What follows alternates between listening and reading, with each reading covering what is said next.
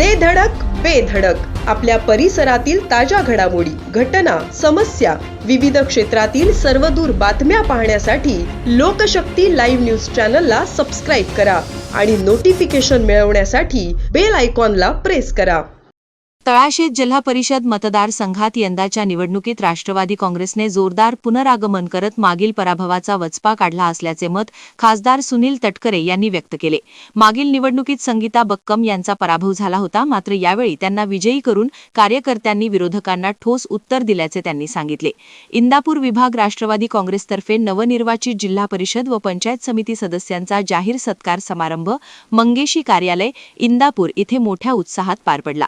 या कार्यक्रमात खासदार सुनील तटकरे यांच्या हस्ते विजयी सदस्यांचा सत्कार करण्यात आला.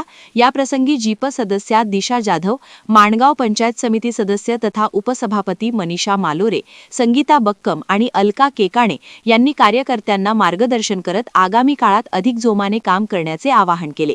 मताधिक्य असायचं, त्याच्यापेक्षा जास्ती मताधिक्य यावेळेला जिल्हा परिषदेमध्ये 5,000 मताधिक्य. काही ना वाटत होतं की त्यांची मक्ती झाली आहे, कोणाला काय वाटावं, प्रत्येकाचा लोकशाहीमध्ये अधिकार. लोकांच्या मध्ये प्रामाणिकपणाने काम केल्याच्या नंतर जनतेचा विश्वास त्या निमित्ताने मिळू शकतो. दीपक शेठ, तुम्ही सगळेजण ज्यावेळेला आलात, काकापूर होते, उदयचे होते, शेखर शेठ होते, संदेशी होते, मी तुम्हाला निश्चित सांगितलं की तुम्हाला उमेदवारी करायची. कारण मी सुद्धा कार्यकर्ता पालकणारा जाण असलेला एक कार्यकर्ता. 41 वर्ष राजकारणामध्ये मी वावरतोय, 1984 सालापासून.